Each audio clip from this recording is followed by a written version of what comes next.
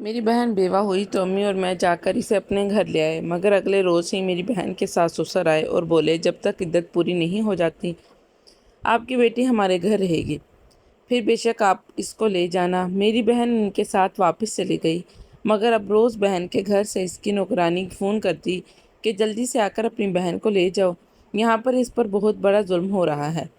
ایک روز میں تنگ آ کر بہن کو لینے چلی گئی، مگر یہ دیکھ کر جان نکل گئی کیونکہ وہ بہت کمزور ہو گئی تھی، اور پھر روتے ہوئے جب میری بہن نے اپنے پیٹ سے کپڑا ہٹایا تو میری چیخیں نکل گئیں، کیونکہ میں فیصل آباد شہر میں اپنی بیوہ ماں کے ساتھ رہتی تھی۔ میری ایک چھوٹی بہن راحیلہ بھی تھی جو کالج میں پڑھ رہی تھی۔ ہمارا کوئی بھائی نہیں تھا اور ابو کا انتقال بہت عرصہ پہلے ہو گیا تھا۔ اب ہمارا کمانے والا کوئی نہیں تھا، اس لیے میں نے گھر کا خرچ چلانے کے لیے دال چاول کی دکان بنا لی تھی جو بہت اچھی چل رہی تھی۔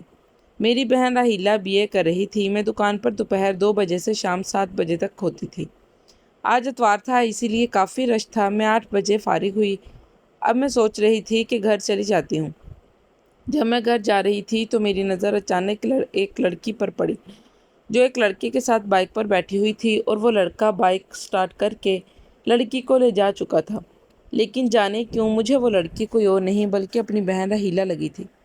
لیکن میں سوچنے لگی کہ میری بہن تو ایسی نہیں ہے، اس نے تو کبھی کسی لڑکی سے دوستی تک نہیں کی، پھر کسی لڑکی کے ساتھ بائک پر بیٹھنا تو بہت دور کی بات ہے۔ خیر، جب میں گھر آئی تو امی نے معلوم ہوا کہ راحیلہ گھر پر نہیں ہے۔ میں نے پوچھا کہاں گئی ہے تو وہ کہنے لگی کہ اپنی سہیلی کے گھر گئی ہے، کالج کے کچھ پیپرز وغیرہ بنانے تھے۔ یہ سن کر میں سوچ میں پڑ گئی اور میرے دل میں یہ شک پیدا ہو گیا کہ وہ لڑکی میری بہن ہی تھی۔ مگر جب میں نے دیکھا کہ راحیلہ گھر میں اپنے کالج کی سہیلی مائرہ کے ساتھ داخل ہو رہی ہے اور اس کے ہاتھ میں اسائنمنٹ کی فائل بھی ہے، تو میں مطمئن ہو گئی اور سوچا کہ جس لڑکی کو میں نے لڑکے کے ساتھ بائک پر دیکھا تھا وہ کوئی اور ہی ہوگی۔ خیر، جب میں نے امی کو بتایا کہ آج بہت کمائی ہوئی ہے تو یہ سن کر وہ بہت زیادہ خوش ہوئیں اور مجھے دعائیں دینے لگی کہ نتاشا، اللہ تجھے مزید ترقی اور کامیابی دے۔ ہم تینوں نے مل کر کھانا کھایا اور پھر دیگر کام کر کے میں سونے چلی گئی، کیونکہ میں بہت تھکی ہوئی تھی اور روزانہ ٹائم پر سو جاتی تھی۔ آج 5,000 روپے میں نے کمائے تھے، اس میں سے 3,000 امی کو دے دیے اور باقی 2,000 روپے میں نے اپنی الماری میں رکھ لیے کہ اسے گھر کے لیے سودا لے آؤں گی۔ یہی سب سوچتے ہوئے میں سو گئی۔ اگلے دن دکان پر جانے سے پہلے میں اپنے کمرے میں آئی اور الماری کھول کر پیسے اٹھانے لگی تاکہ واپسی پر سودا لے آؤں گی، لیکن میں حیران ہوئی جب میں نے دیکھا کہ میری الماری کی دراز میں صرف 1,000 روپے پڑے ہوئے تھے، باقی 1,000 روپے غائب تھے۔ میں پریشان ہو گئی اور سوچ میں پڑ گئی۔ کافی تلاش کیے لیکن 1,000 روپے نہ ملے۔ مجھے اچھی طرح یاد تھا کہ میں نے کل 2,000 رکھے تھے، پھر 1,000 روپے کہاں چلا گیا؟ پہلے خیال آیا کہ امی سے پوچھوں، لیکن پھر خود ہی ارادہ بدل لیا کہ امی نے تو کبھی میرے دراز سے پیسے نہیں لیے۔ جب راحیلہ سے پوچھا تو اس نے بھی لا علمی کا اظہار کیا کہ اسے بھی اس بارے میں کچھ نہیں پتہ۔ میں حیران پریشان سی 1,000 روپے لے کر ہی چلی گئی، واپسی پر سودا لیا اور گھر آ گئے۔ آج کی کمائی 3,000 روپے ہوئی تھی۔ امی کو پیسے نہیں چاہیے تھے، اسی لیے انہوں نے پیسے لینے سے انکار کر دیا۔ یوں میں نے وہ 3,000 روپے الماری میں اسی جگہ رکھ دیے۔ مگر اگلے دن جب میں نے الماری کھول کر دراز سے پیسے نکالنے کی کوشش کی تو وہ 3,000 روپے بھی غائب پائے۔ اب تو یہ روز کا معمول بن گیا تھا۔ امی اور راحیلہ سے اس بارے میں پوچھا تو انہوں نے لا علمی کا اظہار کیا۔ امی بھی اب پریشان رہنے لگی کہ پیسے کہاں غائب ہو جاتے ہیں۔ اب میں بہت زیادہ پریشان ہو چکی تھی کیونکہ روز روز پیسے غائب ہونے کی وجہ سے نقصان ہو رہا تھا۔ جب میری ہمت جواب دے گئی تو مجھے ایک ترکیب سوجھی۔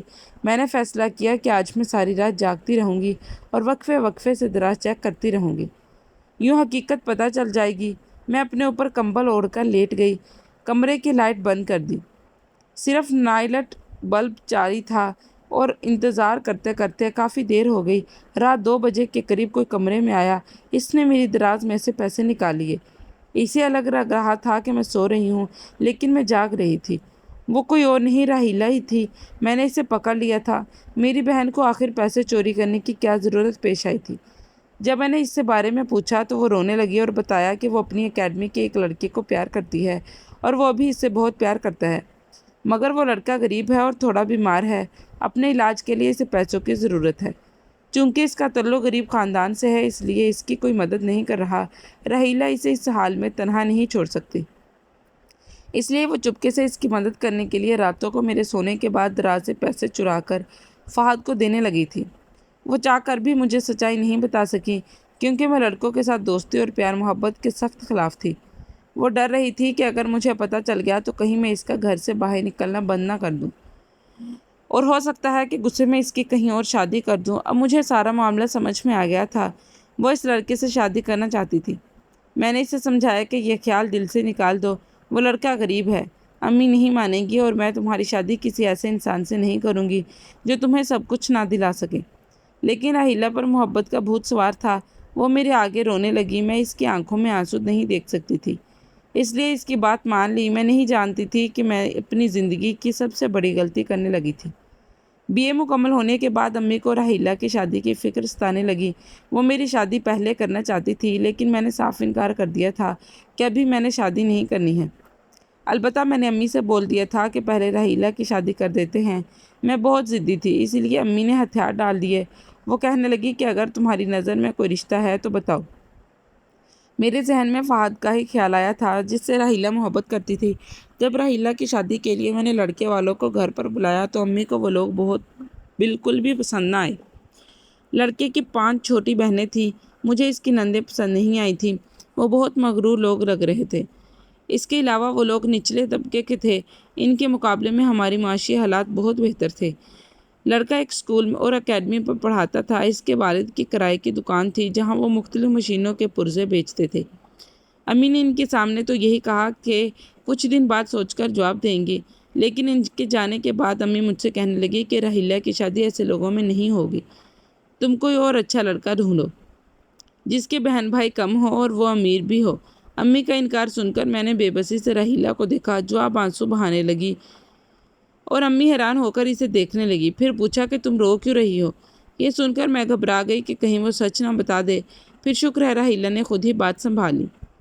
ہمارے حالات بھی ٹھیک نہیں تھے کہ آپ ایسے الفاظ نہ بولیں جن سے اللہ ناراض ہو جائے، اور جو نعمتیں اس نے ہمیں عطا کی ہیں وہ واپس لے لے۔ راحیلہ کی بات امی کے دل پر لگی، اور پھر میرے سمجھانے پر امی مان گئی اور فہد کے گھر والوں کو رشتے کے لیے ہاں کر دی۔ یوں دیگر معاملات طے پائے اور شادی 2 ماہ بعد طے ہو گئی۔ اور سچ کہوں تو میں اس شادی سے ہرگز خوش نہیں تھی۔ میں راحیلہ سے بار بار کہہ رہی تھی کہ سوچ لو، لیکن اس کا ایک ہی جواب تھا کہ اسے شادی فہد سے ہی کرنی ہے۔ میں اپنی سوچوں میں گم تھی جب ایک لڑکا جو مجھ سے عمر میں بڑا تھا مجھے 2 پلیٹیں دال چاول کے لیے آرڈر دینے لگا۔ یہ لڑکا جس کا نام منظور تھا اکثر میری دکان سے چاول لینے آتا تھا اور پھر کھانے کی بہت تعریف بھی کرتا تھا۔ آج جب میں نے اسے اس کا آرڈر پیک کر دیا تو وہ مجھ سے پوچھنے لگا کہ کیا آپ کی منگنی وغیرہ ہو گئی ہے۔ اس کے اس سوال پر میں بہت حیرت سے اسے دیکھنے لگی اور پھر جواب دیا کہ میں ابھی سنگل ہوں۔ یہ سن کر جانے کیوں اس کے چہرے پر مسکراہٹ پھیل گئی اور وہ پیسے دے کر چلا گیا۔ اب ہم لوگ راحیلہ کی شادی کی تیاریاں کر رہے تھے۔ شادی کے دن قریب آ چکے تھے۔ بہت محبت کے ساتھ اور جہیز دے کر میں نے اور امی نے راحیلہ کو رخصت کیا تھا۔ اس کے بعد گھر میں ہمیں اداسی سے محسوس ہو رہی تھی۔ شادی کے 15 دن بعد جب وہ گھر آئی تو اس کے چہرے پر کافی پریشانی تھی۔ جب میں نے اسے پریشانی کی وجہ پوچھی تو اس نے مجھے پہلے تو کچھ نہیں بتایا، لیکن پھر بعد میں کہنے لگی آپی مجھے کچھ پیسے دے دیں، فہد اپنا کاروبار کرنا چاہتا ہے جس کے لیے اسے پیسوں کی ضرورت ہے۔ اس کی بات سن کر میں خوش ہوئی کہ چلو اچھا ہے، فہد کاروبار شروع کر لے تاکہ اس کے گھر کے حالات بہتر ہوں۔ جب میں نے راحیلہ سے کاروبار کی تفصیل پوچھی تو اس نے لا علمی کا اظہار کیا اور بولی کہ وہ اپنے کسی دوست کے ساتھ کاروبار شروع کر رہا ہے۔ میں نے اس کو پیسے دے دیے اور وہ گھر چلی گئی۔ اب اسی طرح ہونے لگا تھا۔ جب بھی وہ گھر آتی پریشان لگتی، وہ مجھ سے پیسے مانگنے لگتی اور کہتی کہ فہد نے مانگے ہیں اپنے کاروبار کے لیے۔ ہر دفعہ ایسا ہی ہونے لگا تھا۔ مجھے یہ سب ٹھیک نہیں لگ رہا تھا۔ اب تک مجھ سے وہ 1 لاکھ روپے لے چکی تھی۔ بات پیسوں کی نہیں تھی۔ اگر فہد مجھ سے بات کرتا تو میں اسے اس سے بھی زیادہ پیسے دے دیتی، لیکن وہ میری بہن کے ہاتھ پیغام بھیجوا رہا تھا۔ کافی عرصے سے میری فہد سے ملاقات بھی نہیں ہوئی تھی۔ میں کال پر فہد سے بات کرنا چاہتی تھی، لیکن راحیلہ نے منع کر دیا تھا۔ کہنے لگی کہ اگر آپ اس سے کچھ پوچھیں گی تو اس کو برا لگے گا۔ اس لیے میں نے فہد سے بات کرنے کا ارادہ ترک کر دیا، لیکن اب مجھے لگ رہا تھا کہ فہد سے بات کرنی چاہیے کہ وہ کون سا کاروبار شروع کر رہا ہے اور مزید اسے کتنے پیسوں کی ضرورت ہے۔ میں یہی سب سوچ رہی تھی جب اچانک ایک دن میری دکان پر فہد آ گیا۔ دعا سلام کے بعد وہ مجھے کہنے لگا کہ راحیلہ کو آپ کے ہاتھ کا کھانا بڑا پسند ہے، اس لیے سوچا کہ اس کے لیے دال چاول لے جاؤں۔ اس کی بات سن کر میں مسکرا دی اور اپنی بہن کا حال احوال جاننے کے بعد میں نے اس سے پوچھا تمہارا کاروبار کیسا جا رہا ہے؟ مزید پیسوں کی ضرورت ہے تو میں تمہاری مدد کر دوں گی۔ میری بات سن کر وہ حیرت سے مجھے دیکھنے لگا، بولا کہ میں تو کوئی کاروبار نہیں کرتا، آپ کو تو پتہ ہے میں ٹیچر ہوں اور 9ویں 10ویں جماعت کو پڑھاتا ہوں۔ اس کی بات سن کر میں حیرت سے اسے دیکھنے لگی، تب بھی پوچھا کہ کچھ تو ہے، کیا تم کوئی کاروبار شروع نہیں کر رہے؟ اس نے نفی میں سر ہلایا، جبکہ میں تو حیران رہ گئی۔ میں نے کھانا اسے پیک کر کے دیا اور وہ پیسے دینے لگا تو میں نے اسے انکار کر دیا کیونکہ وہ میرا بہنوئی تھا، لیکن فہد زبردستی پیسے رکھ کر چلا گیا۔ میں اب سچ میں پریشان ہو چکی تھی، مجھے لگ رہا تھا کہ کچھ نہ کچھ تو گڑبڑ ہے، میری بہن ضرور کوئی انوکھا کام کر رہی ہے جس طرح اس نے پہلے کیا تھا، پیسے چوری کر کے فہد کے علاج پر لگائے تھے۔ اب راحیلہ سے بات کرنا بہت ضروری ہو گیا تھا۔ میں نے سوچ لیا تھا کہ میں اسے اس دفعہ سختی سے پیش آؤں گی۔ مجھے یہ بات اب ہرگز پسند نہیں تھی کہ وہ مجھ سے جھوٹ بولے۔ اس وقت راحیلہ فہد کے لیے پیسے چوری کر رہی تھی، مگر اس مرتبہ وہ مجھ سے جھوٹ بول کر کس کے لیے پیسے لے رہی تھی، مجھے سمجھ نہ آیا۔ میں نے سچائی جاننے کے لیے فوراً اگلے دن اسے گھر پر بلایا اور اسے سختی سے پوچھا تو وہ سر جھکا کر بولی، میری نند حفصہ کو پیسوں کی ضرورت تھی، اس کی ایک دوست بیمار ہے، اس کے علاج کے لیے پیسوں کی ضرورت تھی۔ یہ سن کر میں نرم پڑ گئی اور پھر اسے سمجھایا کہ تم جھوٹ بول کر پیسے نہ لیا کرو، سچ بول کر لے لیا کرو، میں تمہیں کبھی انکار نہیں کروں گی۔ یہ سن کر وہ مسکرا دی۔ کچھ دنوں بعد راحیلہ نے اپنے سسرال میں مجھے اور امی کو دعوت پر بلایا۔ اس کے گھر جا کر مجھے بہت افسوس ہوا کیونکہ اس کے گھر میں ڈھنگ کی کوئی چیز نہ تھی، دیواروں پر پلستر اکھڑا ہوا تھا، یہاں تو بہت غربت تھی۔ میں نے سوچا میں راحیلہ کی مدد کر دیا کروں گی، ہر ماہ اسے پیسے دے دیا کروں گی تاکہ اس کا گزارا اچھا ہو، لیکن میں نہیں جانتی تھی کہ کیا ہونے والا ہے۔ ایک دن میں دکان پر تھی، جب شعیب دکان پر آیا، اس نے مجھ سے اپنی محبت کا اظہار کر دیا اور وہ بولا کہ وہ میرے گھر اپنی فیملی کو لانا چاہتا ہے تاکہ میرا رشتہ مانگ سکے۔ میں جانے کیوں انکار نہ کر سکی، مجھے وہ لڑکا اچھا لگا تھا۔ یوں اس کے گھر والے امی سے اور مجھ سے ملنے کے لیے شعیب پولیس میں SSP تھا اور مجھ جیسی ایک میٹرک پاس دال چاول بیچنے والی سے اسے پیار ہو گیا تھا۔ ہمارا رشتہ پکا ہو گیا اور شادی 5 ماہ بعد ہونا قرار پائی۔ میں بہت خوش تھی، لیکن ساری خوشی تب غارت ہوئی جب یہ خبر سنی کہ فہد کو آخری سٹیج کا جگر کا کینسر ہے اور اس کی تشخیص ہوئی ہے۔ تب ہوئی تھی جب بچنے کے لیے کوئی چانسز نہیں تھے۔ فہد کے پاس تو علاج کے پیسے نہیں تھے، اس لیے میں نے اس کے علاج پر پیسے لگائے تھے۔ اپنی بہن کا رونا مجھ سے دیکھا نہیں جاتا تھا، وہ میرے آگے ہاتھ جوڑتی تھی کہ آپ بھی فہد کو بچا لیں، ورنہ میں اس کے بغیر جی نہیں پاؤں گی۔ میں بھی اپنی پوری کوشش کر رہی تھی کہ کسی طرح فہد کا علاج ہو جائے، مگر ہوا وہی جو قسمت میں لکھا تھا۔ علاج کے باوجود وہ بچ نہ پایا، اس کی موت ہو گئی۔ راحیلہ کی شادی کو ابھی صرف 8 ماہ ہوئے تھے اور وہ بیوہ ہو گئی۔ فہد کی اس موت نے ہماری جیسے دنیا ہی بدل دی تھی۔ 3 دن راحیلہ بے ہوشی کی کیفیت میں رہی اور میں امی اور اسے اپنے گھر لے آئے تھے، مگر اگلے روز اس کے ساس سسر آ گئے اور بولے جب تک عدت پوری نہیں ہوتی راحیلہ ان کے گھر میں رہے گی، ورنہ ان کے خاندان والے باتیں بنائیں گے۔ خیر امی نے راحیلہ کو ان کے ساتھ بھیج دیا اور وہ عدت میں تھی۔ میں سوچ رہی تھی کہ جیسے ہی اس کی عدت مکمل ہوگی میں اسے گھر لے آؤں گی، لیکن عدت ختم ہونے کے باوجود وہ گھر نہ آئی۔ وہ ضد کرتی تھی کہ اسے فہد کے گھر ہی رہنا ہے۔ میں بس بے بس ہو گئی تھی، وہ بہت بے جنونی ہو گئی تھی، اس لیے میں نے اس کے حال پر چھوڑ دیا اور سوچا کہ جب تھوڑا وقت گزر جائے گا تو میں اسے گھر واپس لے آؤں گی۔ اس دوران میری شعیب سے شادی کی تاریخ طے ہوئی، وہ مزید آگے چلی گئی تھی۔ ایک دن میں راحیلہ کے گھر اسے ملنے گئی تو دنگ رہ گئی۔ اس کا گھر کافی بدل گیا، دیواروں پر نئے کلر ہو گئے تھے، گھر میں بڑا سا فریج اور نیا فرنیچر بھی آ گیا تھا۔ میں حیران تھی کہ ان لوگوں کے پاس اتنے پیسے کہاں سے آ گئے تھے، اب تو انہوں نے 2 ملازمہ بھی رکھ لی تھی۔ مجھے یقین نہیں آ رہا تھا کہ یہ وہی غریب لوگ ہیں۔ میں جب راحیلہ سے ملی تو دنگ رہ گئی کیونکہ وہ بہت کمزور نظر آ رہی تھی، آنکھوں کے گرد ہلکے تھے، رنگت بھی پیلی پڑ گئی تھی۔ میں بے ساختہ رونے لگی کہ میری بہن قسمت میں یہ درد لکھا تھا، صدمے سے وہ کتنی بیمار ہو گئی تھی۔ میں نے اسے کہا کہ وہ میرے ساتھ گھر چلے، پتہ نہیں اس کے سسرال والے اس کا خیال رکھ رہے تھے یا نہیں۔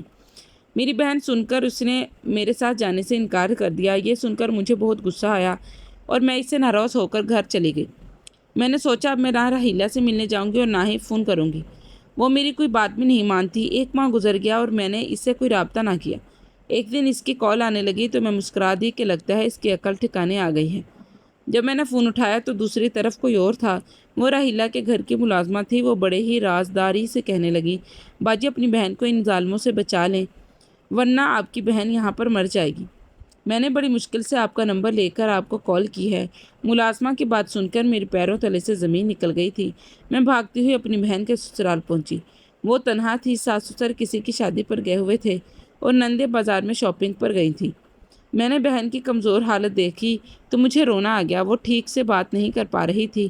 جب میں نے اس سے سچائی پوچھی تو وہ بولی، آپی میری نندے بہت لالچی اور ظالم ہیں۔ پہلے میری نندے مجھے فورس کرتی تھی کہ میں آپ سے پیسے مانگ کر ان کو دوں تاکہ وہ اپنی خواہشات پوری کر سکیں۔ اگر میں نے ایسا نہ کیا تو وہ فہد کو میرے خلاف بھڑکا دیں گی، اس لیے اس کے ڈر سے میں آپ سے پیسے مانگتی تھی اور جھوٹ بولتی تھی کہ فہد نہ مانگے ہیں۔ فہد کے مرنے کے بعد میری نندیں مجھ پر مزید ظلم کرنے لگیں اور کہا کہ اگر میں نے ان کی بات نہ مانی تو وہ مجھے مار دیں گی۔ میں بہت ڈر گئی تھی۔ میں فہد کی یادوں کے سہارے اس کے کمرے میں ہی رہنا چاہتی تھی، اس لیے نندوں کے آگے ہتھیار ڈال دیے۔ میری ایک نند ایک پرائیویٹ ہسپتال میں نرس تھی۔ اس نے پیسوں کے لالچ میں میرا ایک گردہ ایک امیر فیملی کو بیچ دیا اور اب وہ میرا دوسرا گردہ بھی بیچنے والی ہے۔ میں اب بہت بیمار رہنے لگی ہوں، یہاں کوئی بھی میرا خیال نہیں رکھتا، رحیلہ روتے ہوئے مجھے بتا رہی تھی، جبکہ میری روح کانپ گئی تھی۔ اب مجھے سمجھ آیا کہ کیوں اس گھر کے حالات بدل گئے تھے۔ رحیلہ نے بتایا کہ اس سب میں اس کے ساس سسر کا کوئی قصور نہیں ہے، وہ اپنے بیٹے کے غم میں نڈھال ہیں۔ ان کو کچھ علم ہی نہیں ہے کہ ان کی بیٹیاں میرے ساتھ کیا حشر کرتی ہیں۔ خیر میں فوراً رحیلہ کو ہسپتال لے گئی۔ میں نے شعیب کو 2 ہسپتال میں بلا لیا تھا، وہ سب کچھ جانتا تھا اور اسے سب کچھ بتا دیا تھا۔ رحیلہ کے چیک اپ کے بعد اس علاج شروع ہوا گیا۔ ایک گردہ نکلنے کی وجہ سے وہ بہت بیمار ہو گئی تھی اور کمزور بھی۔ اس پر لاکھوں روپے خرچ ہوئے تھے۔ یہ سارا پیسہ شعیب نے لگایا تھا۔ رحیلہ کی 5 نندیں تھیں۔ نندوں نے اپنی خواہشات کو پورا کرنے کے لیے جو طریقہ استعمال کیا تھا وہ ناجائز تھا اور بہت حرام اور بہت بڑا جرم تھا۔ شعیب نے میری بہن کا بیان اور میڈیکل رپورٹ کے بعد رحیلہ کی سب نندوں پر کیس کر دیا تھا اور انہیں گرفتار بھی کر لیا۔ ان سب کو 5 سال قید کی سزا سنائی گئی تھی۔ شعیب کی شکر گزار تھی جس نے میرا اتنا ساتھ دیا، ساتھ ہی ساتھ میں خوش تھی کہ ان 5 بہنوں کو ان کے کیے کی سزا مل گئی تھی۔ آج مجھے سمجھ آ گیا تھا کہ انسان کو کبھی اپنی خواہشات اور عیش و عشرت کے لیے ناجائز راستہ اختیار نہیں کرنا چاہیے، جیسا ان 5 بہنوں نے کیا تھا۔ ہمیں دوسرے انسان کی عزت کرنی چاہیے، اس بات کا ادراک نہیں کرنا چاہیے۔ اب ان 5 بہنوں کو ہو چکا تھا۔ اب وہ 5 پھوٹ پھوٹ کر رو رہی تھیں اور اپنی غلطی کی معافی مانگ رہی تھیں، لیکن ان کے گناہ کی معافی ناقابل قبول تھی جو انہوں نے کیا تھا، اور میری بہن کی جان بھی جا سکتی تھی۔ میری بہن کو مکمل ٹھیک ہونے میں کافی وقت لگ گیا تھا۔ میں اسے گھر لے آئی اور کافی حد تک اب اسے صبر آ گیا تھا۔ میری شادی شعیب کے ساتھ ہو گئی اور پھر 1 سال بعد میں نے اس کی شادی شعیب کے کزن سے کر دی۔ آج میری بہن رحیلہ اپنے گھر خوش ہے اور اماں میرے پاس رہتی ہے۔ میں اور شعیب بہت خوش رہتے ہیں۔